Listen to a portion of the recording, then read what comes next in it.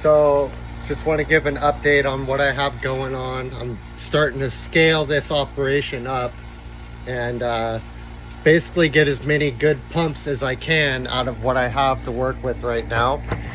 But I kind of want to go over some of the things that fail on these, and I'll cut in a video right here. This is why I test.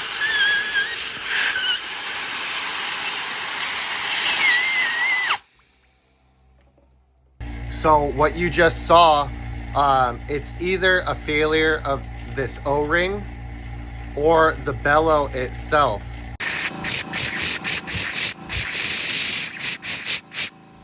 So basically when that happens, you're gonna get fuel contamination into the hydraulic side. Aeration, fuel, what have you. Pump's not gonna last much longer at that point. Another thing that I see or have seen fail is the actual solenoids. They get kind of sticky for whatever reason, and I can't really bring them back. They'll usually still semi-actuate, but they'll be sticky. There's also some internal check valves that I have seen fail, and sort of break down on how these pumps work. They absolutely will not pump on by themselves unless they're seeing a positive pressure on the inlet. And to explain that, what's happening is you have your low pressure fuel pump, and it's basically putting pressure on the pump.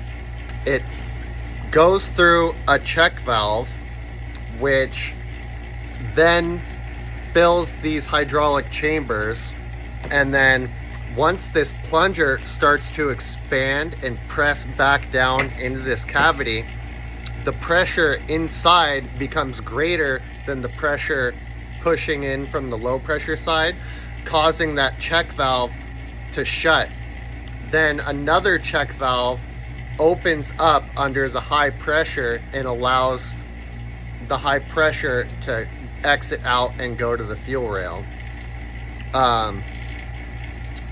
Those valves, either one of those valves can fail. So you get pressure back feeding, so it's basically not doing its job. It'll push, but then it loses its prime again because the outlet check valves aren't sealing, or the inlet ones aren't sealing, and it's back feeding the pressure right back to the low pressure side. So this is a failed housing. This is one of those pumps that I actually had to use the retaining compound on, and I'm going to exchange it to this body. This is a pump that somebody sent me. It was sitting basically for 2 years with E40 in it, and I couldn't get this pump to build pressure. So don't do that. Don't leave ethanol in your pumps for 2 years, or it will erode at the internal check valves. But yeah, basically I'm going to transplant onto a known good body. I'm going to transplant all his parts. One of his bellows were stubborn, so again I had to use the Loctite retaining compound method. I have to wait a day for this stuff to harden so that I can back this final cap out, so that I can replace the old O-rings with the new O-rings. Another problem I've seen a few times is the front case seal fails and it leaks out its fluid. I think regardless, also on that same subject, because of its age and because of its design, because you have this diaphragm that preloads a constant positive pressure, and just the inherent properties of these seals, you cannot expect this to just 100% indefinitely hold pressure and fluid back, because it has a shaft inside that's spinning around. They last a pretty long time, but it's just not gonna hold forever, guys. So even if the seal is still technically good,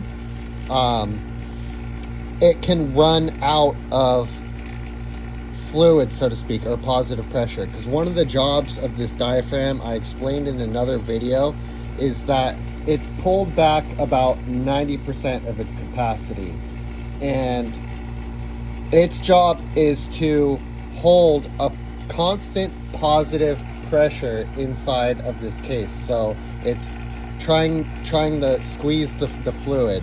So the reason being is you want fluid seepage out of the seal, and it's going to take like 5-10 years thereabout for it to leak out, but it's a very, very slow leak.